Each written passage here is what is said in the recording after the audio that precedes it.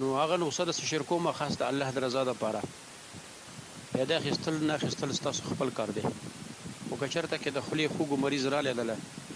غټو ورکوټ نو د عمر مطابق یې ورکوئ انشاءالله 2 ټیمه 3 ټیمه د ورځې ورکوئ بیا به ګورو چې د خولې په خوږو کې په معدې په سوزش کې په زخم کې دا دوايي څه کردار کوي ریزلټ به تاسو په خپله وګورئ دا شو نسخه دا ده مصري نبات ورته ووایي که څه ورته ووایي خو موږ ورته مصري وونو خواږه مصري کند کیکر دریم شی دی پکې چلکه سیبغولو او څلورم شی دی پکې دنیا خوشک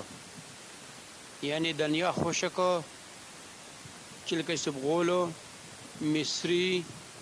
او ګوند کیکر دا څلور شیزونه دي هم وزن به باریک پاوډر کوي او خپل د وخانه کې به جوړ کوي ان شاء الله دا کم فواید می چې بیان کړي دا به تاسو ته خامخا درکوي ان شاء الله در په فضل سره معمولی شی خو د پیادې ډک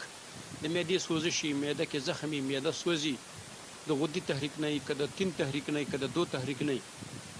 خوله خوږي په یو شي سره نه ټیکيږي سموجیلم مونجیل د شزونه خلک ډیکټرین او څه استعمال سلو پر سپری استعمال دا غینه د خپل کار کوي بس چې استعمال هم کړئ ان شاء الله د الله په فضل سره په دوه ورځ بخله برابر ان شاء الله او کم از کم 10 ورځې 15 ورځې استعمال ضروری دی چې وکړي چې دا مسله مکمل حل شي